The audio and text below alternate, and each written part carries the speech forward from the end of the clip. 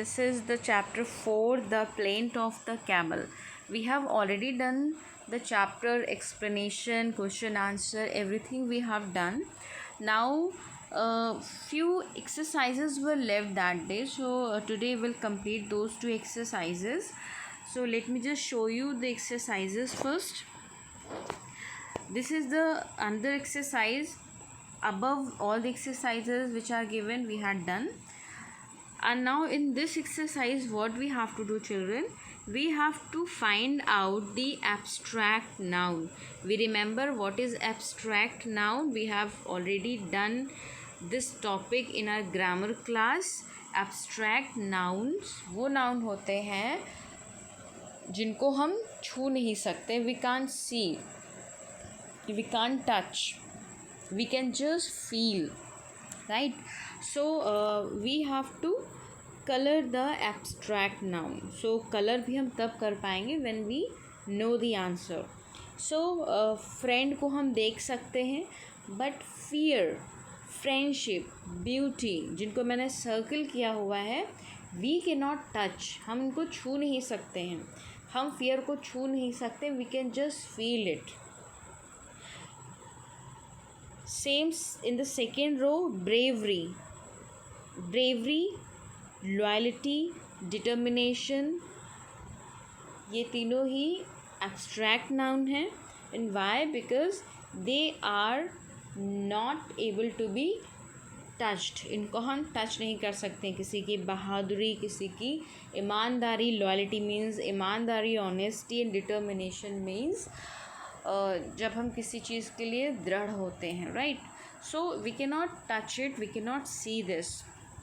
And then bunny, बिल्कुल नहीं.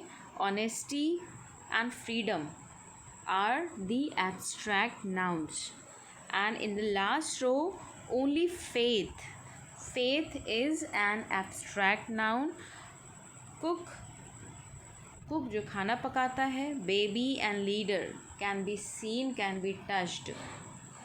So this is the first exercise, and now we'll see the another exercise.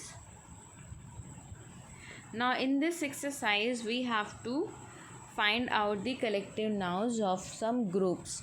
And again, this is the chapter which we have done in our grammar notebook, in our grammar book, when we had the topic collective nouns.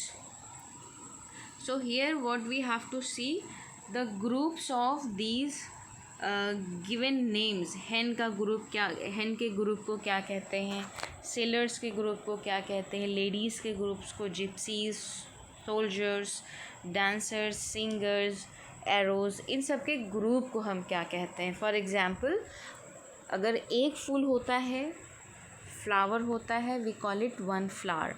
But अगर बहुत सारे flowers एक साथ कोई देता है तो उसको हम बोलते हैं बुके या बंच ऑफ रोजेज़. ठीक है?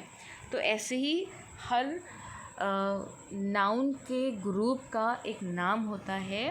फॉर एग्ज़ाम्पल, स्टूडेंट्स जहाँ बैठते हैं, तो स्टूडेंट्स के ग्रुप जहाँ बैठते हैं उसको हम कहते हैं क्लास. ठीक है? तो सेम वेज हमें यहाँ पर देखना है कि हेंस के ग्रुप को क्या बोलते हैं. सो जो हेंस का ग्रुप होता है उसको हम कहते हैं brood. So a brood of hence. A brood यानी एक ग्रुप में बहुत सारी मुर्गियाँ हैं, बहुत सारी मुर्गियाँ हैं, तो हम कहेंगे there is a brood of hens, यानी वहाँ पर मुर्गियों का ग्रुप है. अ क्रू ऑफ सेलर्स, जो शिप पे काम करते हैं, सेलर्स होते हैं, उनके ग्रुप को हम क्रू कहते हैं. एंड लेडीज़, जो लेडीज़ होते हैं उनके ग्रुप को हम कहते हैं बेवी. ऐसे ही जिप्सीज़ का मतलब जो खाना बदोश होते हैं, बंजारे होते हैं, we call the group of gypsies सैट्रा. एंड सोल्जर के ग्रुप को हम यूनिट भी कह सकते हैं. हम उसको हाँ, अ यूनिट ऑफ सोल्जर कह सकते हैं. द नेक्स्ट इज़ डांसर्स के ग्रुप को क्या कहते हैं? A group. अब ग्रुप के जो डांसर्स का ग्रुप होता है, बेसिकली हम इसको ग्रुप ही बोलेंगे. एंड सिंगर्स के ग्रुप को हम कहेंगे क्वायर. सिंगर्स का जो ग्रुप होगा उसको हम क्वायर बोलते हैं। एंड एरोज़ जो तीर होते हैं जिनसे हो ना धनुष बाण होती है उसको हम कहते हैं क्वीवर। सो क्वीवर एरोज़ के ग्रुप को कहते हैं। So finally we have done this exercise also. Now this chapter is complete. So students, what you need to do, you need to learn all the exercises because soon you are going to have your test in the next week. Thank you.